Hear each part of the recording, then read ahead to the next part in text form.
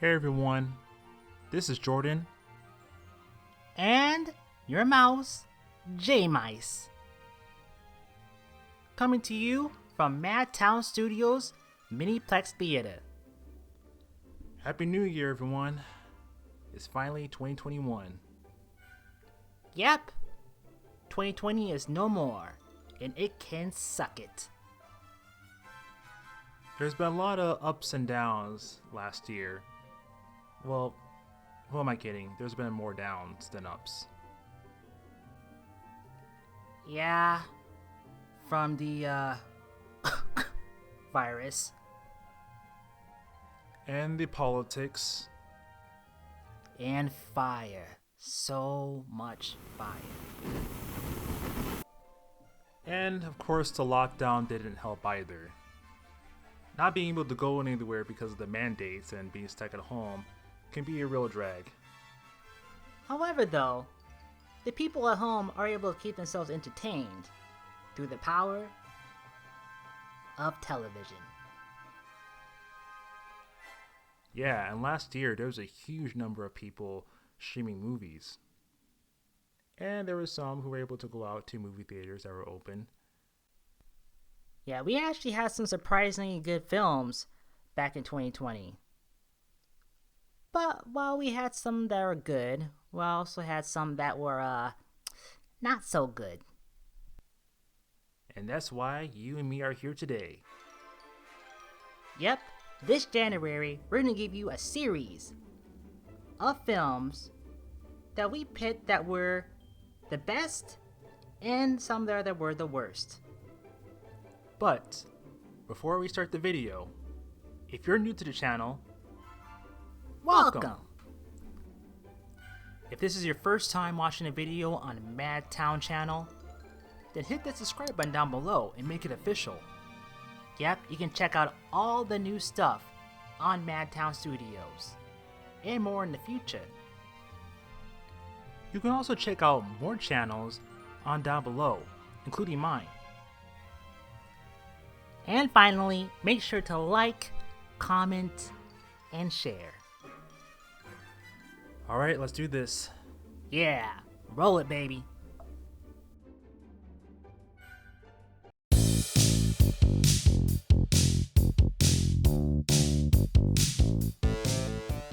Now, just to set up a few rules, the films we're going to be going over are all from 2020. That's right, only films from 2020. That excludes late films from 2019 and any new recent films from this year.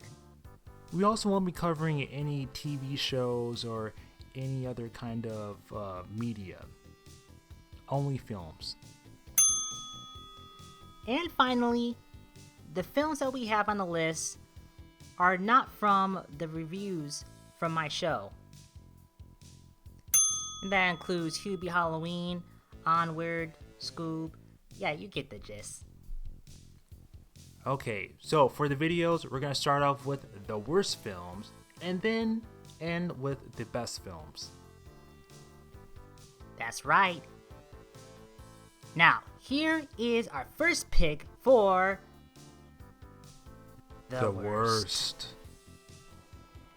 So the first on the list is the film Dolittle. Which one? What do you mean? It's just called Dolittle. Well, I mean, there's a lot of Dolittles. I mean, we got the original Dr. Dolittle from the 60s. We got Eddie Murphy's Dr. Dolittle.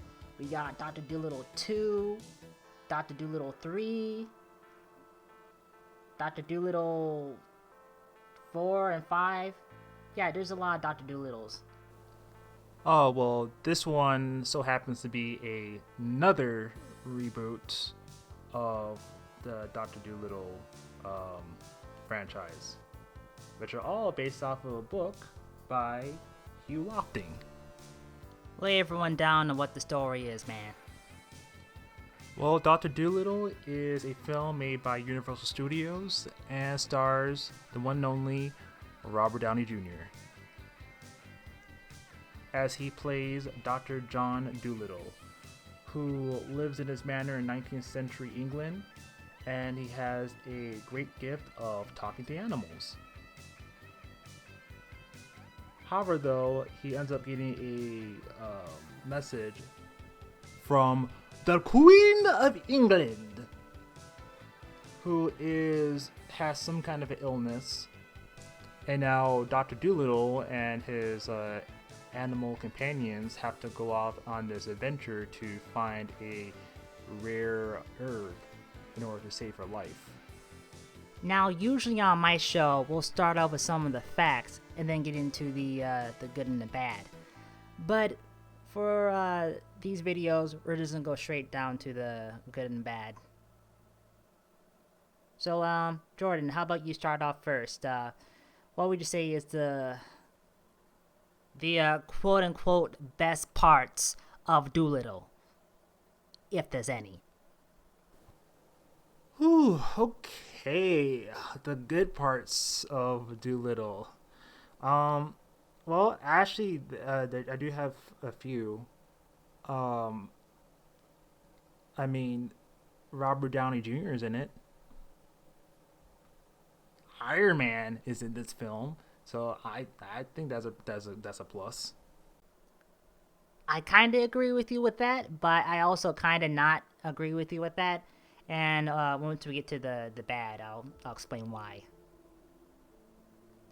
But I see what you're getting at. I mean, Iron Man, he owned that role, and pretty much most of the things he does is pretty well. He's a really good actor. I would say it would be really nice if they could at least have like one part of the movie where it references Iron Man in some way. But I mean, I guess we get what we get. Wait, no, actually he wears a submarine outfit in the movie, which is kind of close to the suit, kind of, sort of. How about you, Jay Mice? Well, oh, in this film, they actually have some animated sequences, which I thought looked really good. They all look like illustrations from a book, but it's like all in 2D, and it looks really good. And I kept telling myself, why isn't this entire film animated in this form? I mean, the movie will still be bad in terms of, writing and direction, but I mean, it looked pretty cool if it did in like 2D animation, like they did in the introduction part of the film. So the prologue was actually done by Glassworks VFX. Did you know anything about that? I really didn't know anything about that. I actually don't know anything about the facts behind this film. That's how little I care about it. Same. I guess another thing I would say that's kind of nice about this film is that it feels like a fun. Okay, you know what? Not fun, but it sounds like a adventure family film. Like Pan or Pirates of the Caribbean. Like that swashbuckling, arrow fling kind of movie. Once you said Pan, you absolutely lost me. And shame on you for comparing this to Pirates of the Caribbean. Okay, well, I meant Pirates of the Caribbean Stranger Tides. Much better. I don't know, I guess I'm just a fan of like the like a period piece adventure flick. I don't know, man. I think you're grasping straws right now. Well, I mean, is there anything else that you like about this film? Anything at all? At least one more thing?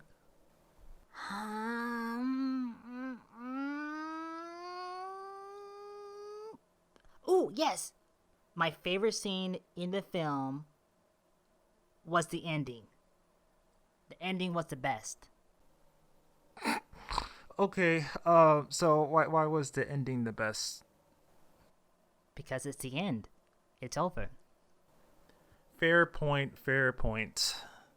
I would also agree to that as well. So, if that's all the good stuff about this film, let's jump to the bad parts. Ooh, and trust us, folks, we have a list for you right here. Sit back and relax. Okay, I'll let you go first this time. I can tell that you're ready. I sure am, buddy. I sure am. Okay, so to start things off, I have a problem with Robert Downey Jr. Wait a minute. You said that you liked him. He's your favorite actor. I know what I said, and the things I said still have some merit. But when it came down to this film, it felt like he was kind of overdoing it, you know? Like when he was playing Tony Stark, he was natural in that role. Like he was cool, he was suave, he was a prick, but he was a charming prick. He actually had like a character that, you know, I could watch over and over again. But here though, they made him like way too quirky, way too spazzed out. Well, with that, I mean, I kind of feel like it mostly involves like the writing and direction of it. I mean, let's take something like Star Wars, for instance. Like, I hate Rose Tico with a passion, but I do like Kelly Marie Tran. I think that she is a really good actress, and she's able to perform very well. It's just everything else that molded that character, like the writing, you know, her costume, you know, the direction that she's given. I think that's what made her such a deplorable character in my eyes. And folks, we would review Rise of the Skywalker and Last Jedi, but unfortunately those were before 2020. But maybe next time. My problem with the film is something that will never get away from in films nowadays, and that is the overuse of CGI. And now I can understand, you know, you of course can't make animals talk or perform as how you want them to. I mean, you know, Eddie Murphy's Dr. Dolittle is able to, you know, nail it.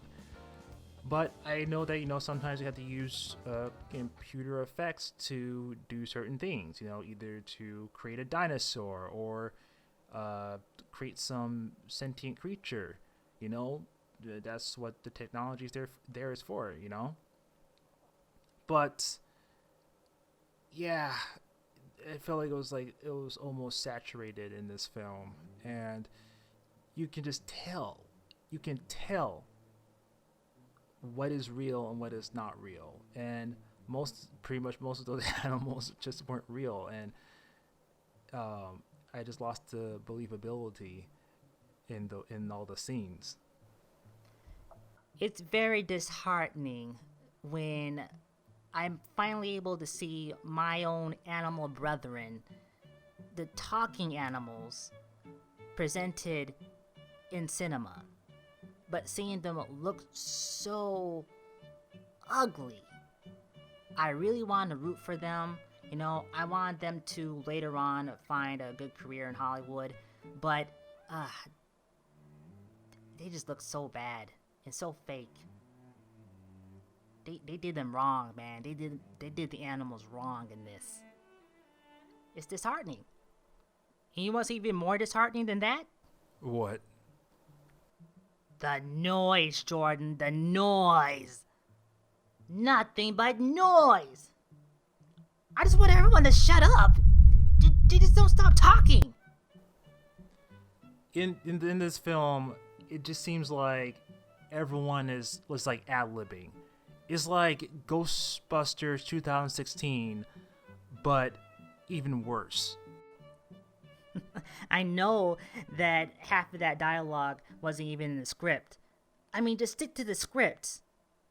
It's not cute, it's not charming, it's just annoying and grating to my ears. And just once again, I love my animal brethrens. You know, I wish nothing but the best for them. But God, I was just wishing they lost the ability to speak. Yeah, and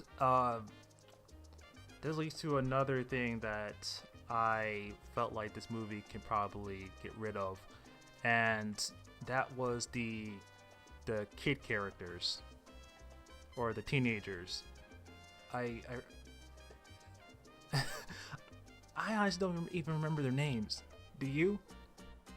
Yeah, British boy and British girl. I looked them up, but like I said, I just don't care about this film. I don't care about this film at all. I don't want to look up any facts about it or who the names of the children are. That's how much I don't care. Yeah, it just goes back to what I've been saying. It's just that, you know, there's some parts in this that they could have really cut out. And yeah, the boy that ends up going on an adventure with Sherlock Holmes. Sherlock Holmes. Oh, God. I meant, no, not Iron Man. The Doctor Dolittle. Yeah.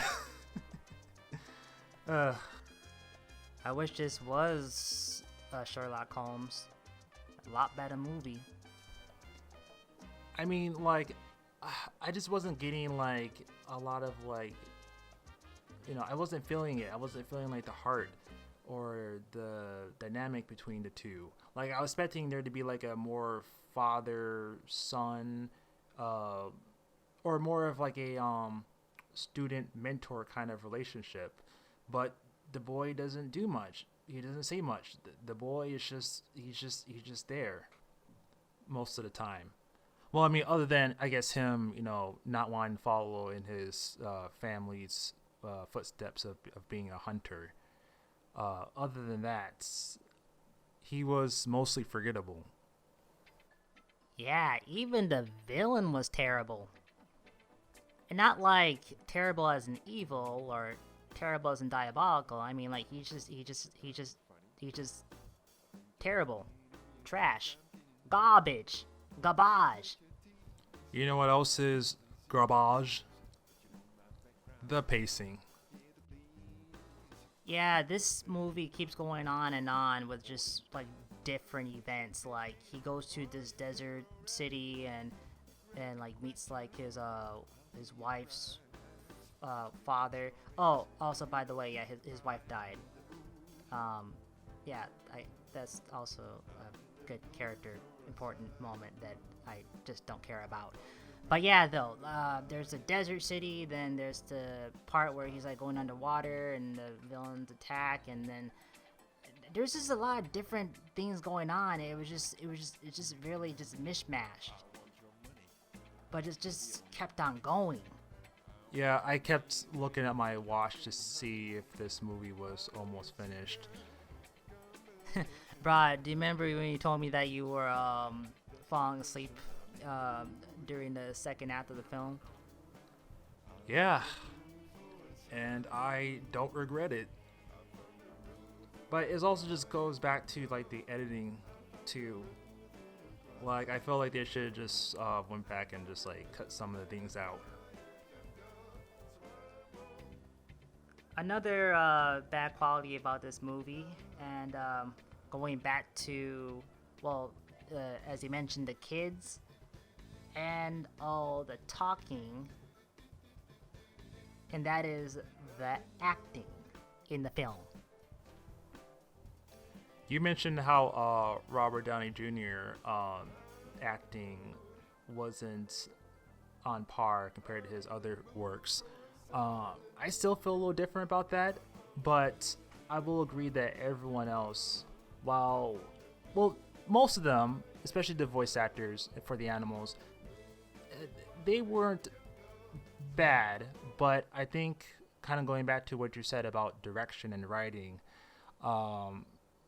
yeah, it just made the performance just really awkward, and yeah, it just didn't work. You know, I still say the kids are the worst one out of all of them. You know, why do we keep calling them kids?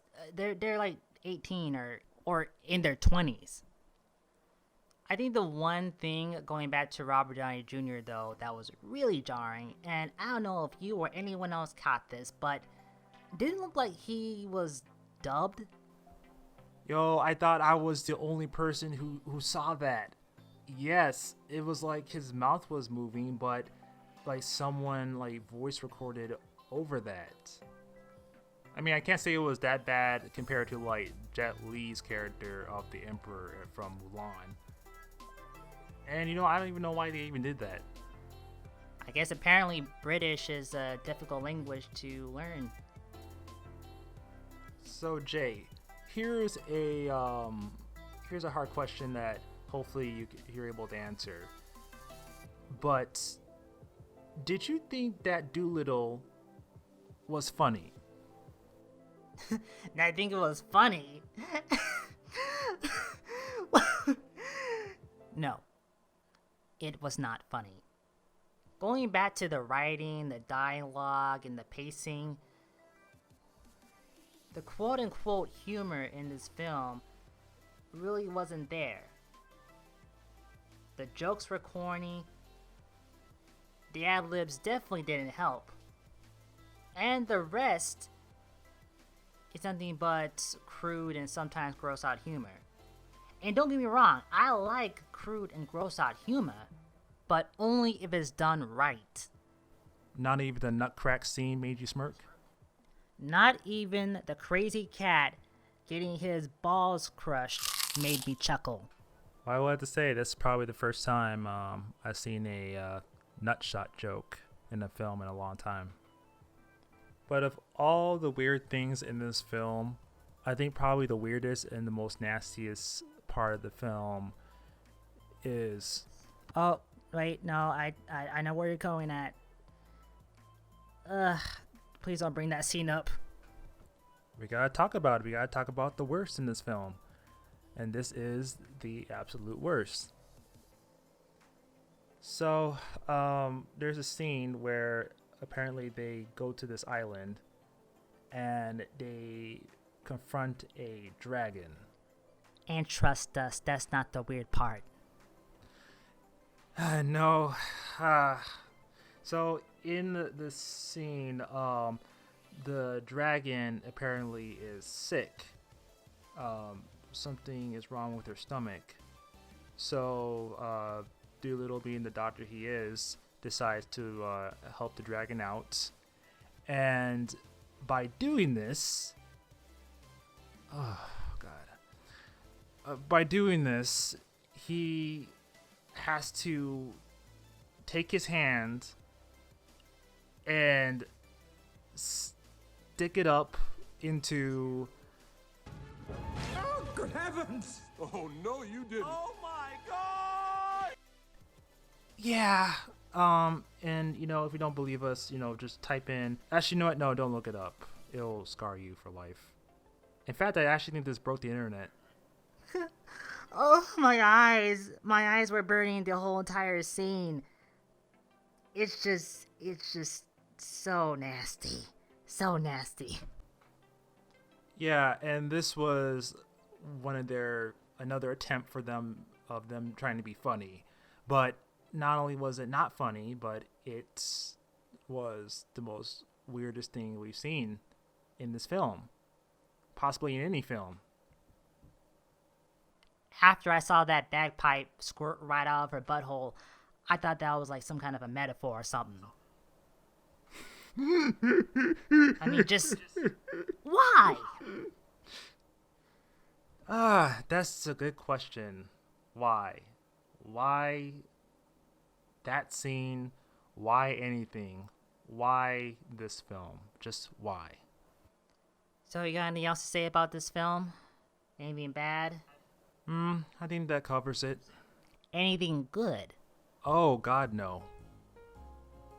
Unless you want to talk more about the dragon butthole scene. I'm good. I'm really good.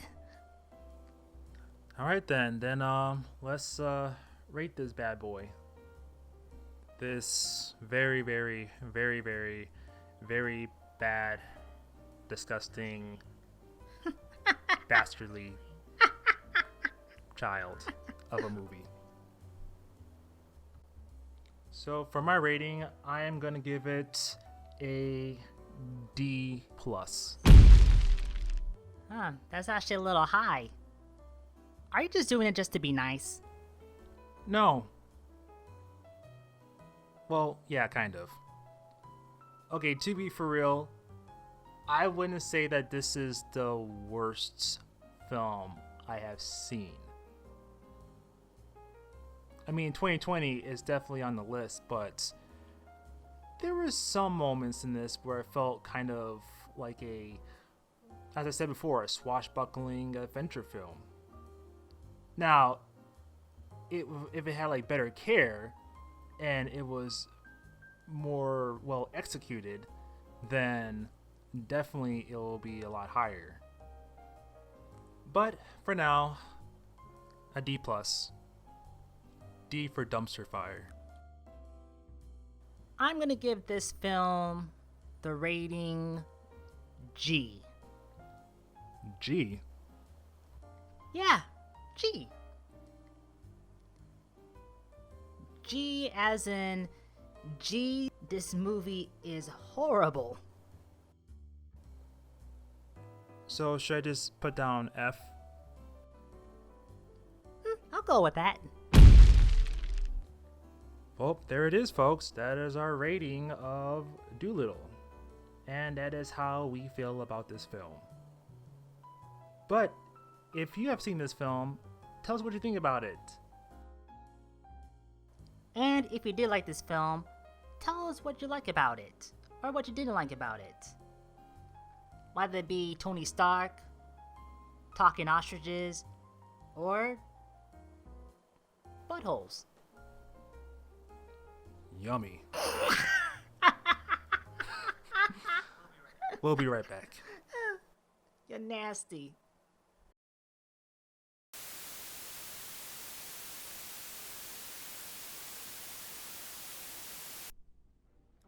Hey, boys and girls. Hey, all you kids. Do you want to look swanking and spanking wherever you go? Then check out Madtown's merch on TeePublic. There we have all the things you desire, including shirts, hoodies, mugs, and more. But that's not all.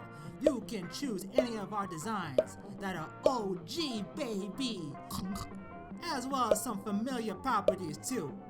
You can slip into our fabulous merch for a good price. You'll also be making a good big contribution to independent artists.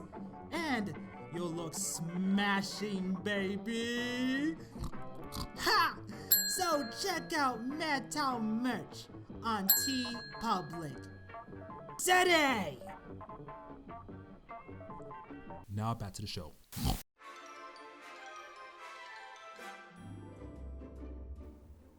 Alright everyone, we're back. Here to give you one of our best films of 2020. Yeah. But before we finish up, we just gotta let you know that if you are new to the Madtown Studios, click the subscribe button down below and become a member of the Madtown community. Alright, so now jumping into one of the films that we really liked in 2020. Here are the best. And our first pick for the best in 2020 is The Five Blood. And don't worry, it's only the one Five Blood. No reboots, no remakes. This is a new original film. Yep, created by 40 Acres and a Mule Filmworks, and came out as a digital release. The story is about 4 African American veterans from Vietnam: Paul, Otis, Eddie, and Melvin. Wow, in this film I actually remember their names. Who go back to Vietnam, searching for the remains of their fallen leader, and to find some buried treasure. Along with Paul's son, they must come across different obstacles, including hidden mines and dangerous gangs. Alright, I'll let you start this off, Jourdan. Tell me, what were some of the things you liked in this film? Well, I guess the first thing I'll have to mention is the direction of the film, with the director being Spike Lee.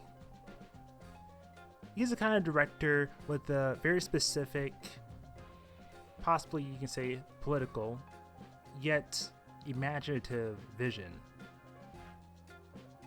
He really is able to show you the real grittiness and intensity of the world, while also balancing it with a light and vibrant style. The Five Blood is definitely no exception. The Five Blood actually might be my favorite one. To me, Black Klansman is going to be my top pick.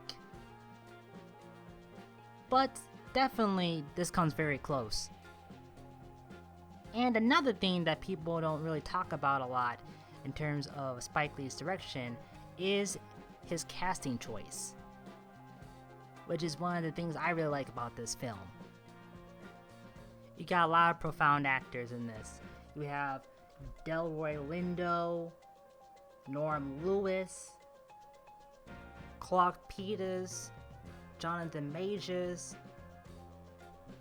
But of course, one of the most popular and also tragic actors that we have in this list is Chadwick Boseman, aka T'Challa. Yeah. I was really happy but also very sad to see his performance in this, because this was pretty much the last film I ever saw starring Chadwick. It is very unfortunate that he's no longer with us. True. His role in this film, as along with others, show that he definitely knows how to have a range in playing different characters, whether they be real life figures or fictional superheroes. But yeah, though, Chadwick, Delroy, everyone did a really amazing job with this movie. And I just really care about the characters. Less I can say about the Dolittle movie. Yeah, same here. I would say my favorite character has to be Paul, played by Delroy Lindo. He had a lot of range of emotions, but it fits very well when playing a older Vietnam veteran with some mental baggage. Yeah. None of these actors are going to get an Oscar, are they? For good films, not likely. I think they're too good for that. And with a good director and a really great cast, you do get a pretty great story. Yeah, you really feel the tension between the group.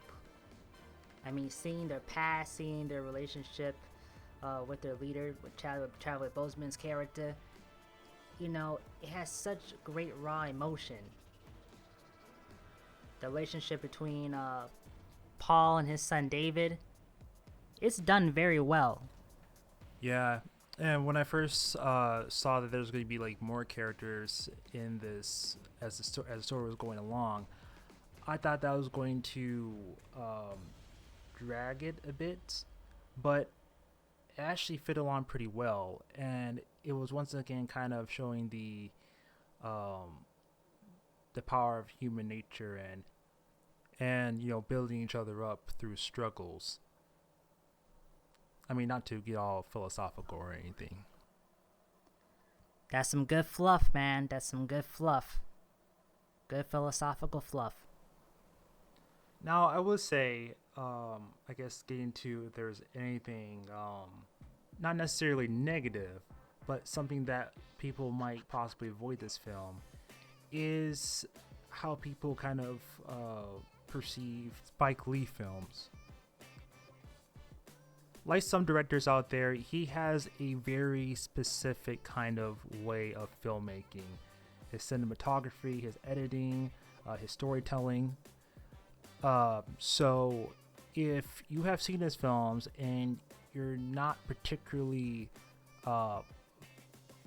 fond of his direction and decision making in films, I can definitely see some of those people kind of giving this film a pass. Yeah, and kind of going back to, like, let's say the editing, there was this one part which I think that some people might be a little confused on, is the end where we have the Paul character, Delroy's character, talking to the audiences and kind of giving out his speech. And I can kind of see some people may be a little confused of what's going on with that. And those are some of the moments that are featured in some of his films. But however, though, if you haven't enjoyed any of his movies, then I think you'll enjoy this flick. Huh. What's up? I would think we would find like a little bit more bad things to say about this film, but I mean, there really isn't compared to the last one. Yeah, I know. Huh. Do you have any other like good or bad thing to say about it? Anything at all? Well, if only they had a scene with one of the characters pulling a bagpipe out of a dragon's butthole. Oh, okay, all right. Let's wrap it up. Let's rate this. Yeah, okay. Well, I'm gonna give this film, The Five Bloods, a B+. B for better, as in this is better than Dolittle. But as much as Spike Lee films are not like my top favorite films, I would say I do respect his vision. So, yep, this is for Spike. You did well, man. You did well. I think I'm gonna rate this as a B. To me, it wasn't up at the level of Black Klansman, but it is way better than Chirac. So, B it is. B for buttered biscuits. Yep, B for buttered biscuits. All right, ladies and gents, and that was our first episode of our top list of the best and worst of 2020 films. And we'll be uploading our second one very soon. That's right. And make sure to comment down below what you think about our list for today. What do you think of The Five Bloods? Did you see it? Did you not see it? And if you have seen it, did you like it or did you not like it? What do you think of the scenes? What do you think of the cast? What's your opinion on Spike Lee? Let us know on the comment section below. And while you're down there, let us know what you think about us.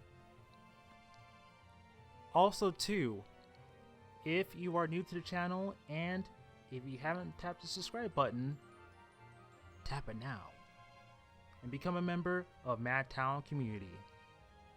And also check out some of our other social media sites and a couple new channels. Oh, and also too, check out our store, the Madtown merch. The link will be down below. And finally, stay happy, stay healthy, And stay squeaky this new year. peace. Bang!